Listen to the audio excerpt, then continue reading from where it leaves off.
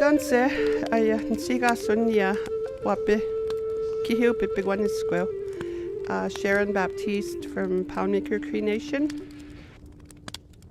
Mr. Mitsuing came and presented some tobacco to me and wanted me to talk a little bit about probably why I dance women's traditional and why I chose that way of dance, how our dance originated and when it originated. The first song that we had done was a woman's straight song, our style, the Cree way. I'm part Nakota, Assiniboine Cree, so I like dancing stationary if it's a fast song.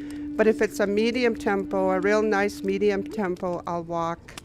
I'm very fortunate that I'm able to still walk and use my leg strengths to dance both styles. There's a lot of different dances that we do, but I want to talk a little bit about how we do our dance here in Saskatchewan on the plains.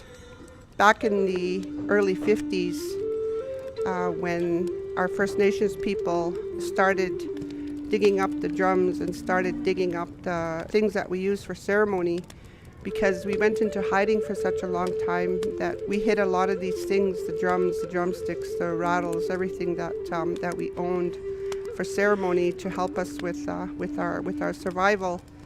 It was back in the early 50s that we started bringing those items back from underground, from where they were hidden in the bush, way deep in the bush, or underground holes made in the ground. It was the men that started dancing powwow. And how the men knew about this was they visited different territories, different tribes, and they used to say, Ohcîwin, Ohcîwin. And Ohcîwin in Cree is partial Ohta, Ohtak. Ohta is the Sioux people. And Ohcîwin is a style that originated from south, and it came back. People went and got it from south and brought it back up into Canada, parts of Saskatchewan. It was the men that used to dance at, they used to have little powwows outside after the Sundance was over, and they'd have little powwows, and it was the men that used to dress up and dance, mostly grass dancers. There was never any fancy. It was a fancy dance that was, the men's fancy was brought in from south as well. But our original style, our original societies were the grass dance societies for the men. And then traditional picked up, and then chicken picked up, and, you know, bringing in from other territories and making outfits from other tribes because they look nice. The different outfits look very nice.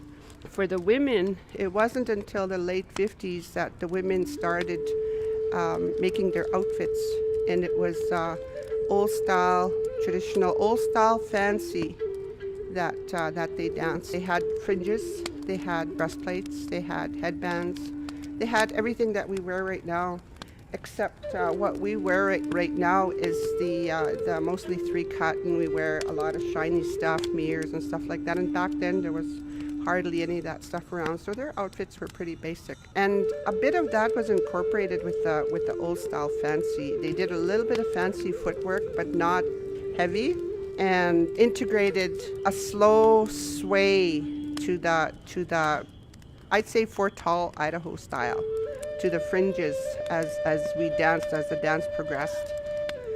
But the other thing about why I chose women's traditional is because it represents strength. Because womanhood does represent strength. We're the ones that bring life. We're gifted to bring life into this earth.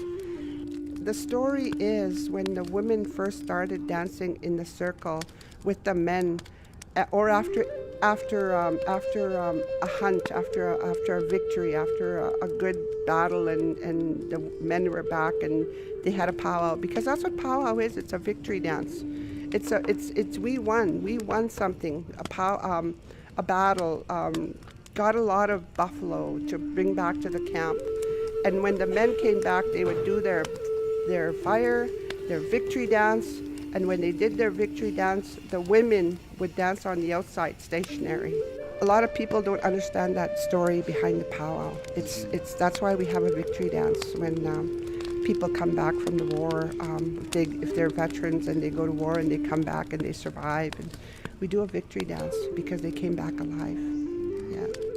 My outfit is comprised of a dress, a long dress, should reach the floor. We're supposed to be in connection with Mother Earth all the time. It should be a long dress, a long skirt. And with mine, I wear a long buckskin, long fringes, and it touches my ankles. I also wear a beaded buckskin top, a fan, a wing fan. I carry a purse, breastplate. I wear a long breastplate. And I have ornaments on my outfit that protect me from different things. Like I have little mirrors, shiny objects on my outfit. I have protection ribbons that I get from horse dance. The outfit that I have right now, it's purple and white.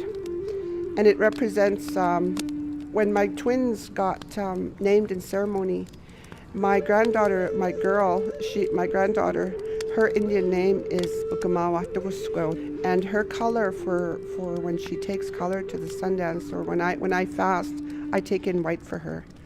And then my grandson, he is small man. He is named after the little people.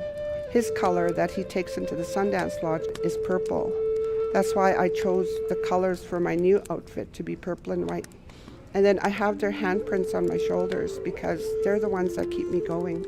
And the reason why I have horses on my outfit is because horse culture in my family is huge. It's really huge. And I have horse symbols on my outfit. And I decorate my body because I love my spirit. And that's how it is for powwow. We decorate our body to let our spirit know that we appreciate it and respect it. And that's for any time as well. When we go out, when we leave the house, dress up real nice because your spirit loves that. Your spirit shines when you dress really nice.